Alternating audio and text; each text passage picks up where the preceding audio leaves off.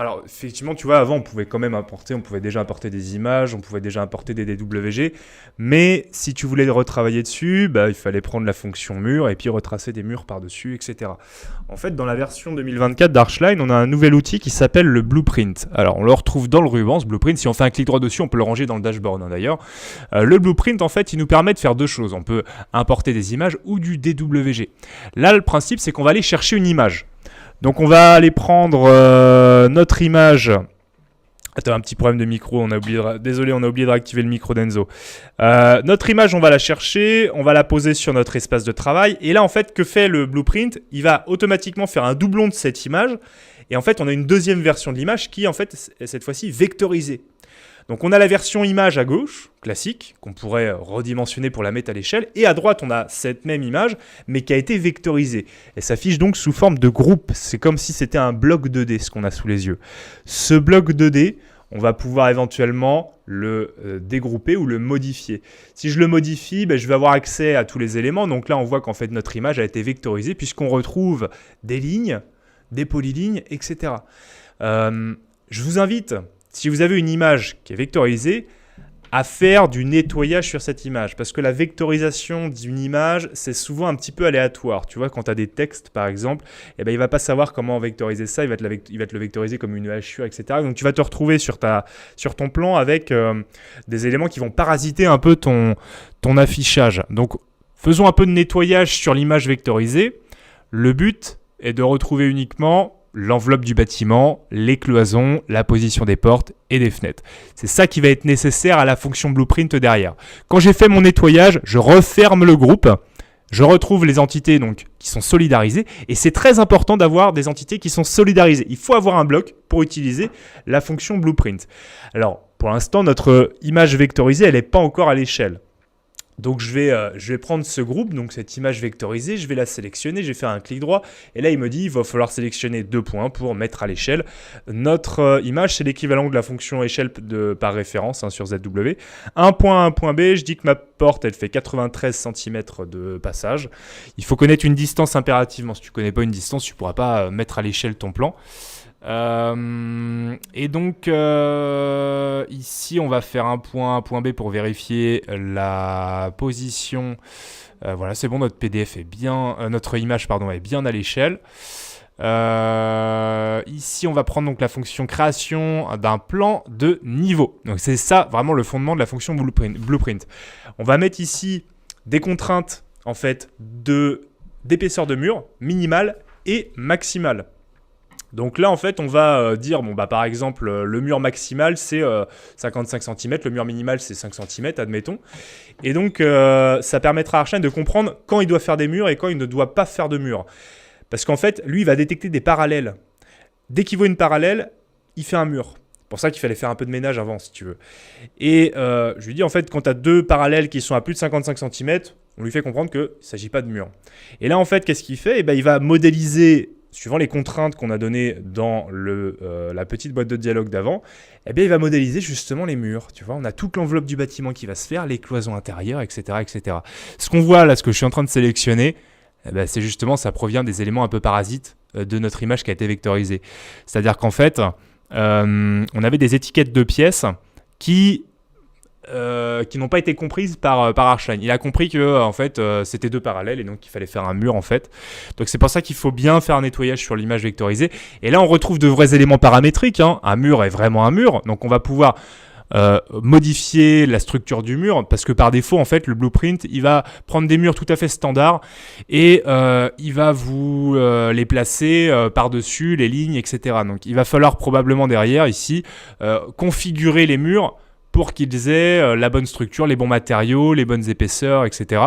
Mais le gros du travail est fait dans le sens où là où on perd du temps, c'est dans la remodélisation des murs sur la base d'un plan 2D. Et derrière, si votre bâtiment il est parfaitement clos avec nos murs, on va pouvoir faire une dalle en détection automatique de murs. Les fenêtres, on peut utiliser la fonction fenêtre par 2 points. Ça va être très pratique cette fenêtre par 2 points parce qu'en fait avec 2 points on va avoir la fenêtre qui va se modifier automatiquement au niveau de sa largeur, le style va s'adapter. Il est possible qu'Archline ne modélise pas automatiquement les fenêtres ou les portes. simplement parce que des lignes ne seraient pas rattachées comme il fallait sur la vectorisation. Donc il y aura de la reprise dessus, mais une bonne partie du travail a quand même été fait et c'est ça l'important en fait. Quand tu sélectionnes donc l'intégralité de ton plan qui a été modélisé, ta maquette qui a été modélisée sur la base de plan image, on va pouvoir dupliquer tout ça sur d'autres niveaux pour avoir notre bâtiment qui commence à se modéliser. Donc finalement, en quelques clics, tu avais une image simplement au format JPEG ou PNG à la base. Tu l'as importé dans Archline, mise à l'échelle. Derrière, on l'a vectorisé et on a remonté tous les murs. Et ensuite, on duplique ces murs sur tous les niveaux et on a un immeuble en quelques clics. Donc, c'est quand même une fonction qui est super pratique quand on n'a pas grand-chose sous la main en termes de base de travail. Alors, est-ce que cette fonction de modélisation automatique de murs fonctionne aussi lorsqu'on a une base au format DWG? Alors en fait, tu vois, le blueprint, ça fonctionnera sur une image vectorisée, comme je viens de vous le montrer, mais si tu regardes dans la commande, là-haut, on a également ici, à partir d'un DWG qu'on va importer. Et c'est plus fin à partir d'un DWG, parce que la vectorisation sera toujours un peu aléatoire, comme je vous l'ai montré. Des fois, il va faire des objets alors qu'il n'y a pas lieu d'en faire. Là, en fait, quand on importe, donc c'est le même bâtiment, tu vois ici, on va importer le DWG, il va se mettre à l'échelle automatiquement, on va le placer avec ses coordonnées d'origine. Donc là, si votre plan est géoréférencé, il va se placer avec ses coordonnées XY qu'il faut. Et donc là, logiquement, pas besoin de faire de mise à l'échelle, puisque si je prends une distance d'un point à un point B, on a la largeur qui convient, par exemple, sur cette porte. La grosse différence avec une image qui aura été vectorisée, si tu veux, c'est que là, on va récupérer tous les calques, en fait. Donc, le nettoyage sur le plan, il va se faire de manière beaucoup plus simple. Notre DWG, il est constitué de tout un tas d'objets. Il est impératif, si tu veux, que dans ces objets, on fasse un bloc avec tout ça, parce que c'est le blueprint, il a besoin d'utiliser une base de blocs pour remonter les murs, si tu veux. Donc là, avant de faire un bloc, je vais geler ce que j'ai pas envie de garder. Tous les éléments parasites qui risquent d'endommager en fait la modélisation de la maquette, je vais les geler. Ensuite, je vais créer un groupe avec ce que j'ai filtré. Donc là, je sélectionne tous les éléments qui restent. Ça va créer un bloc en faisant un clic droit ici. Donc on a toutes les entités qui sont solidarisées. Et ensuite, je lance la fonction création d'un plan de niveau. Je donne les contraintes d'épaisseur minimale de mur, d'épaisseur maximale de mur. Lui, il va détecter les parallèles. Il va entendre cette contrainte et il va faire des murs ou non dans le projet. Je sélectionne un des murs, qui n'en est pas un pour l'instant, ça reste de la ligne. Mais je sélectionne donc une des lignes et lui, automatiquement, il fait tous les murs par détection de parallèles. On fait un petit coup de marteau pour régénérer la maquette en 3D. Et on a sensiblement la même chose que tout à l'heure, mais simplement c'est moins aléatoire. Tu vois, par exemple, au niveau des étiquettes de pièces, étant donné qu'on les a gelées juste avant, on n'est pas parasité par ces éléments qui n'étaient absolument pas des murs. Et tous les éléments qu'on a sous les yeux sont toujours des objets paramétriques dans lesquels on peut rentrer pour modifier la structure, les matériaux, etc. À tout moment, on peut réactiver les calques ou les désactiver. Donc là, si je désactive toute la base de fond de plan DWG, je n'ai plus que la maquette sous les yeux.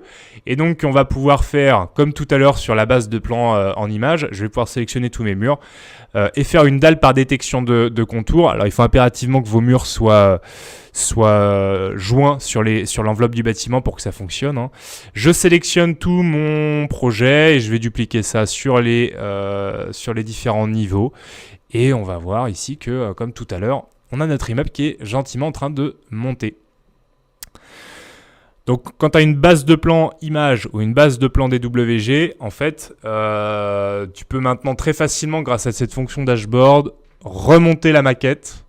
Tu auras toujours une phase de reprise dessus pour effacer les éléments qui se sont créés, qui n'avaient pas lieu de se créer. Tu vas devoir reprendre la structure des murs, mais l'idée, c'est que tu aies une base de travail qui soit déjà faite et que tu n'aies pas à retracer en point par point tout ton bâtiment.